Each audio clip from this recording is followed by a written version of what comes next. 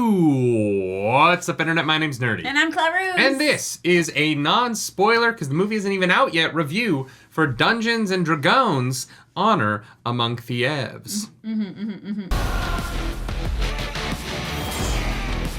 I'm so excited. This is like the first movie that we got to kind of go see early. Together. I know. You're cool.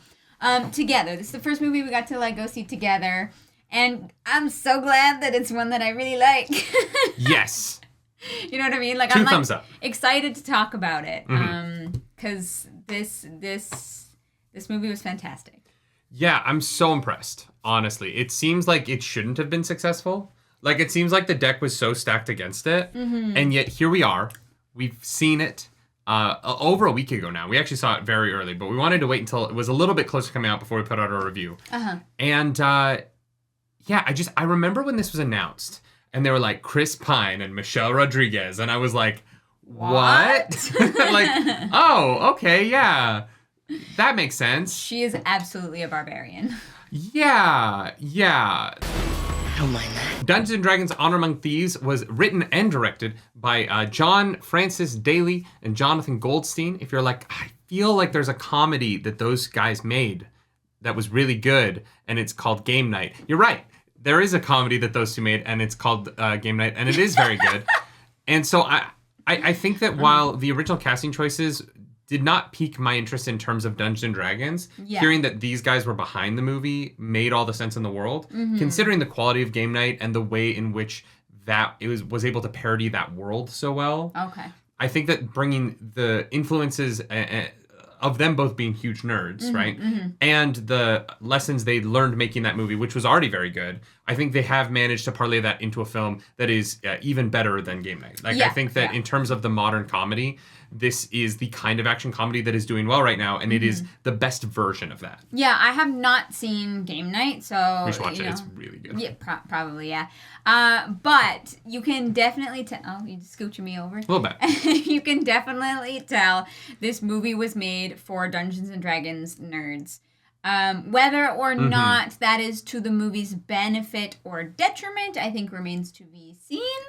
But we loved it. It's interesting because we saw it with other Dungeons & Dragons people. Yes. So I haven't actually spoken to someone who's seen the movie and doesn't play a lot of D&D. Yeah. And so I think that they might have a very different experience than we had. Because there are definitely times in this movie where what I was laughing at was a meta-contextual thought that I had about what must have happened at the table for the roles to end up with the events occurring the way that they did in the movie. Yeah. And that is... The fact that those kind of laughs existed in this movie is why I think that this so successfully lives up to the Dungeons & Dragons branding. Yeah. It feels like a party of idiots murder hoboing their way through a world in a way that Not even purposefully, though. But I don't think it's ever really purposeful at the table. Sometimes it's definitely purposeful. It depends on who your friends are. You have worse friends than I do. I wasn't saying my parties did that. Sure. God damn it. But I think that there's a chaos element to the narrative of this movie that really lends itself to feeling like a Dungeons and Dragons adventure rather than feeling like a hyper scripted regular kind of fantasy movie. Yeah. It relies on like the characters / players as opposed to like this is the narrative of the story that we're gonna tell. Yeah. It is strange. Now, one thing I will say is I think this is still very enjoyable, even if you don't know anything about Dungeons and Dragons. The plot does not rely on you having to know anything about Dungeons and Dragons. It doesn't rely on you having to think very much. The plot is so simple. They set up from moment one what it is. Yeah. And from a moment like 15. But don't worry, the first 14 moments are pretty quick. Very funny and very worth it, though. But they set up really early on what the goal of the party is. It's tough to talk about it, though.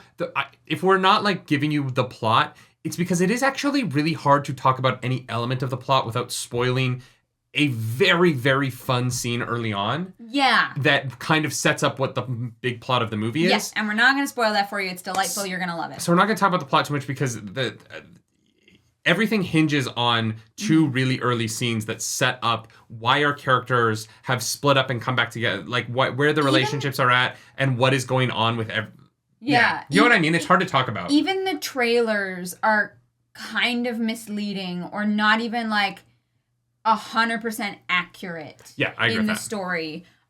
So that is a bit of a fun surprise. It is a movie where the trailers don't give away too much. While also giving away everything. Don't analyze the trailers. Yeah. Watch them casually, get the vibe, and then don't like go frame by frame. Because there's a lot in there that will ruin some stuff for you. Yeah. But really worthwhile. Let's talk about actors. Because there's a lot of actors in here. There's a cameo in the movie. Won't even talk about it. Knock your socks off kind of cameo. You'll get that. Chris Pine leads the movie. He's my birthday buddy. He's very adept at leading this movie. I think that his charisma shines the entire way through. And also he brings so much of the emotional weight of the film as well. Very successfully when he needs to. And I think that what is... he carries the heart of the whole movie. What's so successful, I think, about his performance is the way in which he blends having perfect comedic timing while also knowing when to stop that, play dramatic, and keep it the same character. And also letting the other people, like, pull their weight. Not in a negative sense, but, like, leaving space for everybody to have the moments that are necessary. Like, he doesn't feel like he, like, steals the show in any sense. It really does feel like this whole group is an ensemble, like it would be in D&D.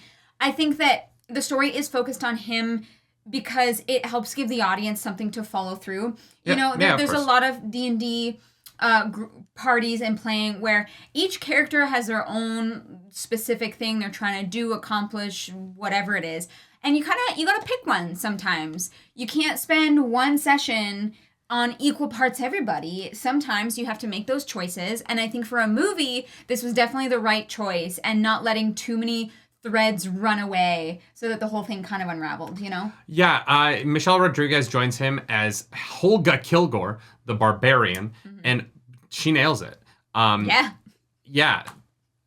I feel like the relationship between her character and Chris Pine is so important to this film. Yeah. I also feel like there is an easy choice they could have made with that relationship that they don't, thank God, and it plays out in a much better way for the whole movie because of it. Absolutely. And if you see the movie, you'll be like, I understand what he's talking about. If you haven't seen the movie, I don't think I spoiled anything. No. But I think that they chose how to play these two characters together so well. And I honestly think this is Michelle Rodriguez's best performance as an actress. I like her as Letty in the Fast movies. I've liked her in other stuff. But I've never seen her be so adept at being part of the ensemble and bringing so much to every scene she's in as she does as this barbarian character who doesn't always have the most lines, but she conveys a lot in scenes without speaking, oftentimes in a way that I was really impressed with. Yeah. Sometimes it's when she doesn't have lines where she stands out the most in a couple of scenes, particularly with some of the younger characters who she is kind of bolstering their spirits and being there for. Yeah. I was just so impressed with her throughout the whole movie. Her comedic acting here was really on like top notch. But as the like brute strength of the force, I felt like she was also very grounding. Yeah, 1,000%. I was honestly very impressed. I haven't really loved other things that I've seen her in. You don't like the Fast movies as much as I do. No, I don't. Granted, I haven't seen her in many more things other than the Fast movies. Sure. But she really stood out to me here. It was fantastic. Playing the the younger members of the party, we have Justice Smith as Simon, and Sophia Lillis as Doric, the tiefling druid, who can wild shape into an owlbear. Get over it. It's fantastic. They bring a lot to the coming of age element of the story, and also their magic powers give the movie a lot of visual success. I think realizing the druid's powers, realizing the warlock's powers, realizing all of the magic and all of the character designs, I think is really strong. But the use of their powers and their difficulties with their powers, learning their powers, becoming, our two older characters have a little bit more age on them, a little bit more experience in what they're doing. For sure. And so pairing those two with two characters who are trying to kind of they have these incredible abilities and maybe don't know how to use them perfectly in each scenario yet was just such a joy. And I felt like they balanced the two groups really well. Yeah, the movie looks great. Yes. So the magic, the wild shaping, the animals, there's a dragon in the trailer. There's a Dragonborn. Everything looks fantastic. fantastic. There's a couple of Dragonborn in the film, and the way they visually realized them was just, it was stunning. So good. The mimic, the Displacer Beast, obviously those are in the trailers, but they look, the consistent look of the D&D creatures throughout the whole movie is awesome. Yeah, they made a strong choice. And, I think that obviously they had an outline to follow with how D&D has represented these like races or animals or whatever it may be. But there's a lot of very strong design choices that they made that I think really worked and made this world feel like actual fully fleshed out complete world. Yeah, before we just get off the actors, I do want to mention Regé-Jean Page, Hugh Grant, and Daisy Head kind of play these three characters kind of around the center of our party. And I don't want to spoil the direction any of those three characters goes. No, but it's great. They're all great. Yes. And Hugh Grant especially is having a lot of fun. That's true. Regé-Jean Page also, very surprising. His character is not at all what I expected. And it's such a strong choice that at first I was like, oh, I hate this.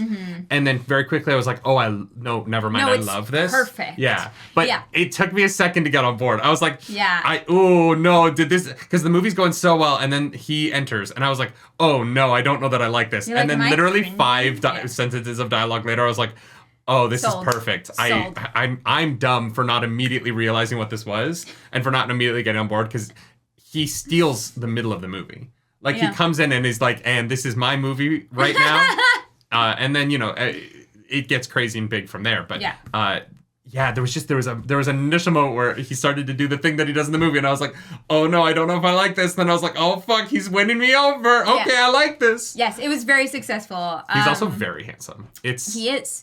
You never never watched Bridgerton. I did not watch Bridgerton. He's a very attractive man. We'll watch Bridgerton. Yeah. I watched Bridgerton because it was, like, all the rage. And I was like, okay, like, that was fun, but, like, damn, he's hot. I find irony is a blade that cuts he who wields it most especially. You're not a lot of fun, are you? Yeah, I think it's hard. I don't have, like, anything about the movie that I have any negatives about. It's not complicated enough for there to really be any plot holes. The plot is very simple, but it really is about, hey, how do these characters interact with a simple premise that they overcomplicate in how they decide to solve it. Yeah. And then how do they deal with that? And going along that ride was such a joy because all of these characters are not maybe the best people, but they are good to each other in a way that it's heartwarming. It is the kind of feel-good movie that you don't always expect anymore. Yeah. People oftentimes now have this like tendency to try and make the villain so relatable that it's hard to even know what side you're on, or have these like complicated plots that everybody can have every character has a very intricate plot line to follow so that everyone has arc. And this movie trims a lot of that down to make it just a really joyful experience to spend 2+ hours in. And that was really what stood out to me is how happy I felt leaving the theater. Like, it doesn't happen that often, and I'm not really sure what movie that I saw that made me feel that way. The last one for me was Top Gun Maverick. Okay, see, I didn't see that. Top Gun Maverick is like the 2022 version of how this made me feel. Yeah, I haven't felt this in a while. I've left really liking movies. I've left loving movies. Yeah. I've left not liking movies. But, like, this was the first one in a while that I just left feeling joyful and excited. And I just wanted to talk about this. And I wanted everybody to go see this movie so I could talk to them about it. Because it's just so fun. It's really beautiful. Emotionally, but also visually. Yeah. In both those. And I can't wait to hear what you guys think. I will say, as we were leaving the theater, one of our friends who was seated in the row in front of us turned to us and went, I'm glad I was seated right in front of you because you were having a blast. And I apologized for being loud. And they're like, no, it was great. Yeah. But you were having a great time. And it's true. That's the truth. it is just a good movie that is fun, and it has the emotional beats that you want. It has the character relationships that you give a shit about. No. None of the performances are bad. They're all at the very least very good, with some like real standout. For sure. Yeah. You know, like it's not groundbreaking. Yeah. It's not pushing any boundaries. I don't know. I really, actually but disagree with that. I think it is groundbreaking in that it is the third time they've tried to make a D&D movie, and it's the first good one. That is fair. That is fair. I just mean that they didn't really like do anything innovative with cinema or like storytelling. I think that they just managed to convey through a movie the kind of what it's like to play Dungeons and Dragons. Yeah, that's fair. That is fair. Yeah. Yeah. I don't know. I don't think they were going for groundbreaking, but I do think that... No, me neither. That's not a dig. Like, I just mean what's remarkable about this movie is that I think that what they aimed for, they bullseyed. Yeah. And I think that audiences are going to reward them for it. I think that people are really going to enjoy this movie. I think the word of mouth on this movie is going to be really great. I think the only thing that might hold it back... is the whole OGL thing? Is Hasbro. I know some people who are adamant about not supporting the company anymore. Which, like, and just to get my point out there, they backed off. They listened to the fan presence. They backed off, and they aren't going through with it. Yes. So, like, I'm the kind of person where, like, I'm not going to be mad at a company forever if they try and do something dumb. Everybody gets pissed, and they go, you know what? You guys are right. We're wrong. We're sorry. We take it back. Yeah. If they hadn't taken it back, I wouldn't have gone. I wouldn't have supported it, right? Yeah. The only reason I'm down is because I'm like, look, they walked back what they did. It didn't go through. Yeah. That OGL nonsense didn't happen, and I know that people are like, yeah, but they might try again in the future. I'm not going to judge them based on decisions they haven't publicly made yet. Yeah. They walked it back, and so as far as I'm concerned, like. Okay, like what am I supposed to do? Be mad at them forever for something they didn't end up doing? Yeah, no, I'm in the same boat. I feel the same way. If that had all gone forward and they hadn't listened to the fan base, we'd be having a very different conversation. 100%, yeah. But this means a lot. People, the fact that they listened at all is miles ahead than a lot of other companies. 100%, yeah. And I think that deserves acknowledgement. Yeah, I will say the thing that I was going to say is I think that the name might get in the way of it. I feel like Dungeons & Dragons Honor Among Thieves, I'm very curious to see whether that means something to people outside of the Dungeons & Dragons space. Or if they're like, oh, this is a nerd movie. yeah. I feel like certain elements of nerddom have become very safe. You know, like I feel like Marvel is a very safe thing to like nowadays. Ever since Stranger Things, Dungeons & Dragons has become pretty safe. That's true. I'm not saying I know either way. I'm just saying that I'm very curious to see financially how this movie does, because I think that it is one of the better movies I've watched in the last year, and I hope it does very, very well. I hope this gets a sequel. I want to spend more time with these characters. I'm gonna buy that book about the druid. Like, I'm excited to spend time with these characters. Yeah. And that's what I want out of a fantasy movie, right? I want to meet a bunch of people who I go, you rapscallions. I'm deeply invested in every single thing that you do for the rest of your fictional lives. Yes. And this movie does that in a way that is hilarious and oftentimes surprising in its comedy, but also in its heart. Mm-hmm. And Dungeons & Dragons Honor Among Thieves is like a perfect movie to me. Like, there's... Yeah. This goes into the list of movies that I'm like, don't change a line. I loved this. Yeah. It's so successful at what it wants to do. And it was awesome. It's honestly like, it is the Top Gun Maverick of 2023 for me right now. And that was, one of the best movies of last year. So. Yeah. Yeah. No, I'm very happy. I hope you guys are going to like it as much as we do. Yeah. And happy watching. If you like this video, like and subscribe to the channel. If you don't, hit the dislike button. Leave me comments down below, because the algorithm god is hungry and we must feed her. Today, the algorithm goddess is Michelle Rodriguez for really surprising me with her performance. Yeah. If you want to follow us around the internet, you can. I'm at Nerdy Nightly. I'm at Claris Polaris. And as always, y'all, we'll do something nerdy tonight. Bye. Bye.